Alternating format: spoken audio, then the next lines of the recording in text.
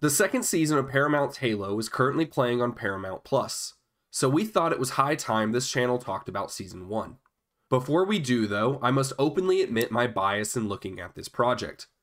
I am a longtime Halo fan, and so there was never going to be a way for me to watch this show and not compare it to the games. That said, I did my best to separate the Halo nerd from the amateur critic and at least give it two distinct ratings. One as a fan and one as not. But even then, I just didn't enjoy it very much. I really wanted to like this series, but I legitimately paced through my house in a depressed, confused, and frustrated state for 4 whole hours after watching the first episode. Even so, I continued to watch the series, hoping that it would improve. To be fair, some episodes were much better than others, such as episode 6, Solace. And there are things to appreciate about the show. 3 things specifically. But overall, it was just a mediocre show. And if you are a longtime fan of the Halo IP, then it really sucked. I'm your host, Jacob. Here are 7 bad things and 3 good things about Halo Season 1. Number 1. UNSC armor, vehicle, and weapon designs. Before the beating begins, I want to start out on a positive note. The designs of the ships, fleet command, the weapons, etc., they're all very good. They look like what you would find in the games, but updated for the screen. And while not everything has to be from the games, those designs are very cool, so you could do a lot worse than adapting them for the show. The Spartan armor is something that I want to highlight here specifically, because I think it did a good job at making the Spartans look tough. If you think about it, Spartans and their armor are very difficult to make work in a real-world setting. Canonically, Spartan 2s are over 7 feet tall, and have the musculature to go along with it. In the real world, very few people can match that. Pablo Schreiber comes in at only 6'5", but you wouldn't know it when he wears the suit. It would have been very easy to make armored suits that swallow the actors and make them look silly, but I think they managed to make them look intimidating. Like the armor really does work, and work well. I want to give huge props to the design team for their craft, and the director and cinematographer for using the proper angles and lighting to make the Spartans feel as imposing as they do. There is still a part of me that wishes they would have just made a real-life version of Mark V Recon, but hey, at least they didn't make photos. Number 2, the fight scenes. All the nice stuff I said about the Spartan armor design falls apart when you see it in action. I mean, just look at them running. Their movements seem much more like RoboCop than Spartans. Poor Vanek can't even reach behind his shoulder because his pauldrons are too bulky. All of the scenes in which they are actually moving are CGI, and it is blatant CGI, which really breaks immersion sometimes. What is even worse for breaking immersion though is the inconsistency of Covenant weapons. At first they are shown to burn through organic tissue and armor and cause tremendous damage to structures, but then it behaves much differently when it hits the Chief, and Kai can hide behind a single concrete barrier while 3 elites pelt it with the same weaponry. But frankly, what I hate most about them is that it makes the Spartans look incredibly awesome in casual ways, like shooting and hand-to-hand combat, and incredibly stupid in much more critical ways, like deciding to run along an exposed wall instead of just jumping behind it, and splitting up instead of working as a team. This isn't supposed to be a bunch of random guys in armor doing their own thing and hoping it works out. They're supposed to be a well-trained, organized, and efficient military unit. Scenes like Chief fighting 2 elites single-handedly are cool to look at, but I question the validity of the tactics that let Chief be alone in the first place. It is repeatedly told to us in the show that Spartans are bonded together, but it is barely shown to us in how they fight. Even the final battle, which shows the most amount of coordination by far, is ended by a magic machine throwing all the enemies off a plateau, and Cortana soloing what was left in ridiculous fashion, instead of proper tactics, teamwork, or fire support. Number 3. Quan and Saurin storyline. At first I was on board with the magical misfit story, but it ends in just a really weird place. A teenage girl from a backwater that doesn't appreciate her father's cause until he dies, and then wants to take up his mantle. It's a cliche to be sure, but a good one. And it is executed fairly well in this show by Yaren Ha and the writing team. But then they add this mystical element of witches and destiny, and somehow the Ha family protects a portal to what I can only assume will be the Halo. But they don't know that yet, and Quan is going to lead Chief to it when the time is right, and it's just a lot. It's almost half the runtime, in fact. And half the runtime of a show dedicated to setting up something for Season 2 is certainly a choice. Originally, I excused some of this away as world building by showing the UNSC's puppet government as being corrupt. But after I rewatched it, that's right, I rewatched this piece of crap show in preparation for writing this video, so you're welcome. After I rewatched it, I realized it really doesn't do that much. I mean, the corrupt governor is killed at the end of episode 7, and we really haven't learned all that much about magical governance or civilian life as a result of he and Quan's conflict. We almost learn more about Saurin's business model than we do about magical. Saurin's backstory is a little more tailored to this show specifically, as he is a Spartan washout turned pirate, but he is mostly regulated to being a bodyguard for Quan as a favor to the Master Chief. He is pretty entertaining, to be fair, but between the two of them, there is nothing that really affects the plot in any meaningful way. They're just there to fill time. Now, whatever Quan is setting up may have a payoff in Season 2, and if that is the case, I will reconsider my position. But for now, Quan and Saurin's adventures are on the bad side of the list. Number 4, Maki's storyline. Okay. While we are on the topic of character story arcs, let's talk about Maki. Easily the worst addition to the entire show. Let's look at this first as a fan of the video games and then as someone who is not. A human who has the ability to activate Forerunner artifacts that is taken in and raised by the Covenant is just so antithetical to the Halo mythos. In the games, most humans have the ability to activate Forerunner objects. And that is exactly the reason why the Covenant hierarchs start the war to begin with. Because if the species that make up the Covenant were to ever find out that humanity was chosen by their gods, then the San Shayum would lose their place of power and privilege. So they lie and say that humanity is abominable to their gods and seek to defile their artifacts. So if an elite warrior were to have made the discovery he made in the Halo show, I would have expected to see him and his entire ship destroyed by order of the hierarchs as soon as word reached their ears. This would have been a perfect scenario to send in an arbiter to quell the heresy without incident. But that's not what happens in the show. So let's take our Halo fan cap off for a second and analyze this just from the perspective of the average viewer. Without the reason for the war given in the games, I am still not sure why the Covenant seeks to destroy humanity at all. You would think that Maki would be the perfect vessel to give us insights into the Covenant society, or at the very least, tell us why they want to destroy humanity. But she doesn't do that. Rather, she simply exists as a thinly veiled mirror for the Master Chief that also shows Dr. Halsey as being no better than the inhuman enemies they are fighting. This is, of course, all in support of one of the show's themes, that humanity is what makes humans special, a concept I like to refer to as human exceptionalism. But if you want to watch a show in which two figures who are on opposite sides of a conflict mirror one another, then go watch Andor, because that show is filled to the absolute brim with mirrors, the best two of which are Andor and Lieutenant Karn. That show uses its mirrors to explore depth of character. This show uses her to give Master Chief a sex scene. I hate that she goes from Covenant spy to lovesick puppy almost immediately. I hate that they don't use this opportunity to expand on the Covenant. And I hate that the first thing she does when she is interrogated by John is give them the location of a holy planet where they will bring the artifact. Regret. She wasn't even in love with Master Cheeks yet. She just volunteered that information. I mean, why tell them anything? Just say you don't know, or give them a false location that could have been used as a trap or some other point in a disinformation strategy. But she literally gives them the system that will allow them to stop the Covenant's plans in the final episode. And it is just so dumb. Number 5, mishandling fan favorite characters.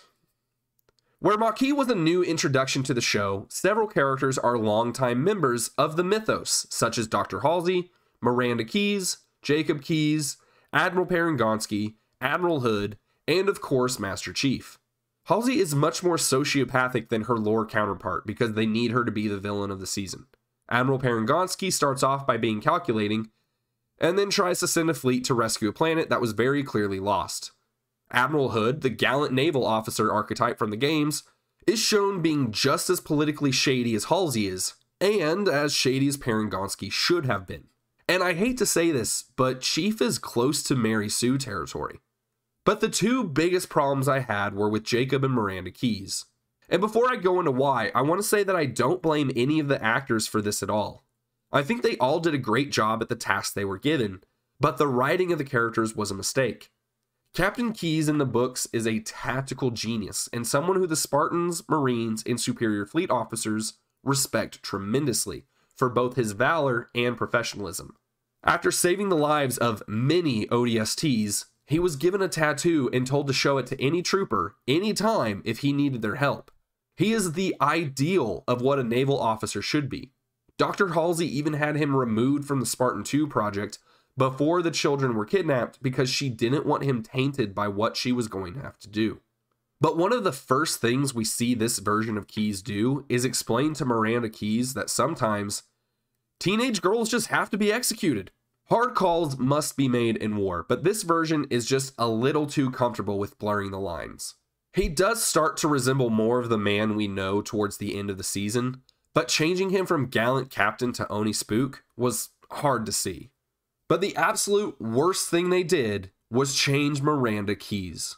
Miranda Keyes was an aggressive ship commander in the games and books, but what was even better was there were no mommy issues to contend with.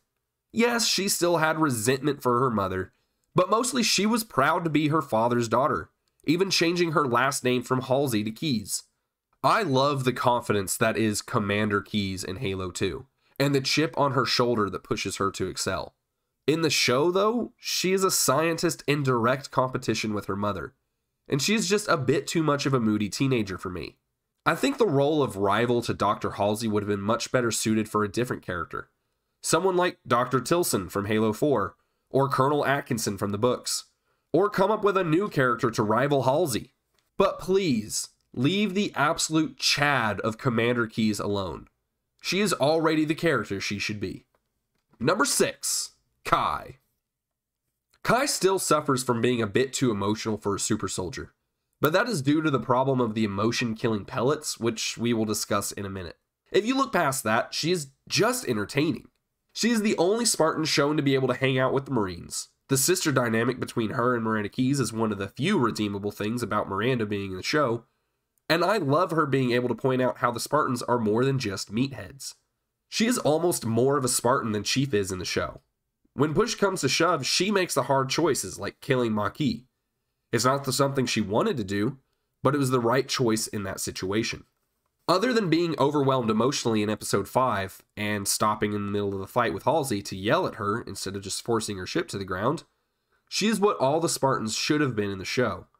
Instead, the show thought we should get emotionally suppressed automatons, so I guess now we should discuss that in greater detail. Number 7, the emotional regulation pellets. For the sake of video length, I am not going to talk about how inconsistent the suppression is in the show, or the internal logic of not being able to train loyal soldiers who don't freak out in battle, even though you have conditioned them since the age of 6. Let's just talk about the harm the pellets do from a story perspective. What they are supposed to do is spark a Chief versus the UNSC storyline. You know, what the marketing of Halo 5 set up and then what the game never delivered. When Chief starts experiencing emotions, he starts defying orders, and the UNSC starts freaking out. This implies that Chief was a good little Spartan prior to this and never questioned an order ever in his life. That is supported by Quan's story in episode 1, when she tells Chief that he murdered her mother. Now, I don't have an issue with Spartans following orders because they are soldiers. I do have a problem with Spartans being treated like puppets. Commander, are you a puppet or a Spartan? No modern military in the world views their soldiers as mindless drones. Or at least no successful military. This is doubly so for special forces.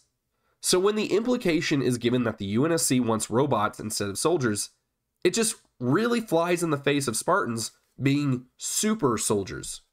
Super soldiers as a concept are very intriguing to play with. They represent the best of us: fidelity, physical ability, intelligence, emotional fortitude, etc. That would also include characters who have the ability to make hard choices in the heat of the moment. But the idea of the pellets is that these Spartans have no responsibility in their actions. They were just good little soldiers following orders, and it is really the big bad UNSC officer to blame. And that is just not compelling to me. A better story could have been crafted in which the Spartans did what they did because it is what they believed was right at the moment with the information they had on hand. At least then Spartans would be treated like actual characters and not just talking plot devices who act in whatever way is convenient for the story. Number 8. Chief wasting his face reveal. Now, I fully realized that Chief was going to have to take his helmet off in this series. Armor is just not as socially acceptable in the Halo universe as it is in Star Wars. So if most of your plot takes place out of a combat zone, then it would be a bit silly for the Spartans to be armored all the time. However, the reasons why he took the helmet off in episode 1 are just dumb. If you don't remember, Quan is holding a rifle and threatening to shoot him. Chief clearly and calmly explains that the bullets would not even make a dent. That means it doesn't matter if she shoots him or not. But he takes the helmet off to give her a shot because... I don't know. Honestly, I don't know.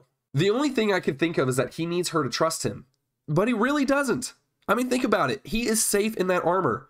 So he can just walk over there and take the gun from her since she has no ability to stop him.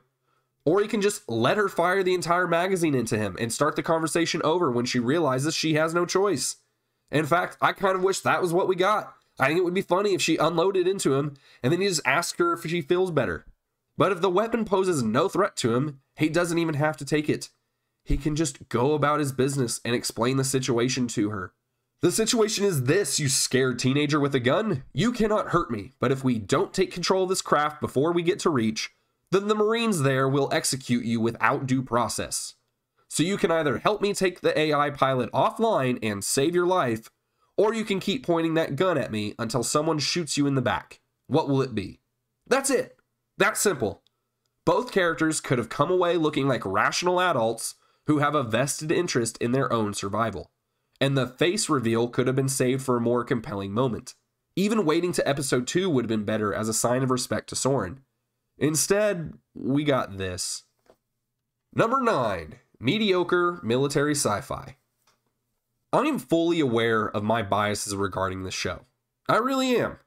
I know that some of the bad items on this list just don't matter to people who were not fans of the video games or the books prior to this show. You may not care about the changes they made to Jacob or Miranda Keyes. You may not care that the Covenant make no sense in this version, if any of their pre-established lore is to be believed. You may think that the show was very good, or at the very least, entertaining. And if that is the case, then good for you. My name is not Jared Leto, and I am not here to pee in your Fruit Loops. But as I said earlier, I tried to separate my fan self from my critic self and think about the show separately. And even with that, I think the show is at best mediocre. It explores a theme of humanity being what makes humans special, and that's fine. For the most part, it is a well-designed and produced show, and that's cool. But it isn't just sci-fi. It is military sci-fi. So special attention must be paid to the design and execution of the military faction. It is this added attention where I think the show really misses. Some of this I've already touched on. The Spartans don't seem like a well-trained, well-disciplined special forces unit. Parangonsky treats deploying an entire division of Marines like it will take an hour to get them out of bed and onto a ship.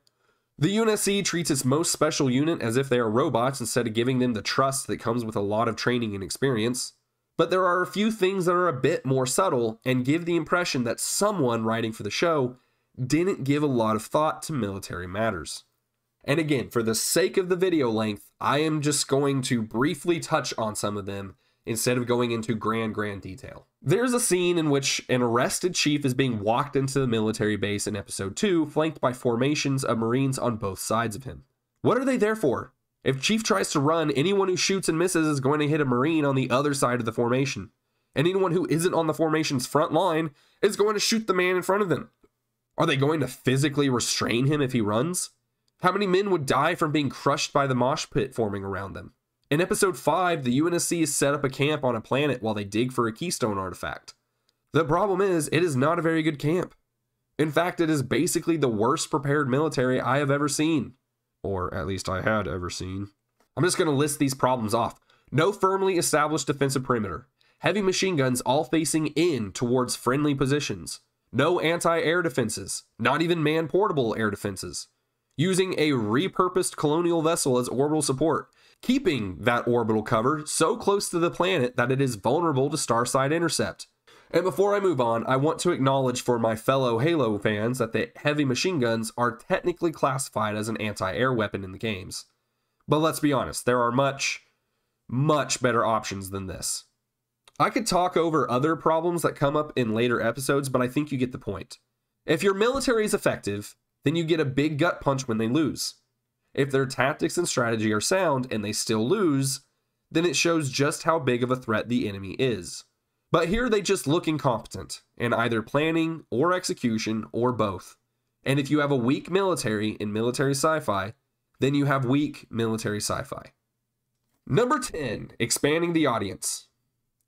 There was a lot to dislike about the show, but I want to end this video on a positive note, so let's think about the good this will do for the franchise. Halo has always been important to the video game industry. It's a franchise that for over 10 years carried a tremendous amount of prestige. And while the honor and glory may have been tarnished in the last 10 years, its name remains recognizable and revered in most circles. But those circles normally end outside of video gaming. Yeah, there are books, but most of the books are only popular amongst fans of the games. To take the franchise to the next level, TV or cinema was and is needed. And to be fair, Halo Forward Unto Dawn and Halo Nightfall are genuinely enjoyable projects. But even they were mainly meant as promotional material for Halo 4 and 5 respectively. There has not been a big budget release on a main network or streaming service until now. And if the series has done nothing else, it has exposed potential new fans to the Halo franchise. Is it really Halo? No, not really. Not old Halo anyway. But new fans will figure that out when they play the MCC or pick up the books. For now, it's enough that they are talking about it. And that is our list. Let me know what you, yes you specifically, think in the comment section below. Were you a fan of Season 1 or did you hate it? And how do you think Season 2 is going? If you appreciate this video and the work that went into it, then I would appreciate you if you smash that like button and subscribe to the channel for more on video games, movies, and television shows. For Fairly Critical, I have been your host, Jacob. Thank you for supporting the channel, and I will see you in the next one.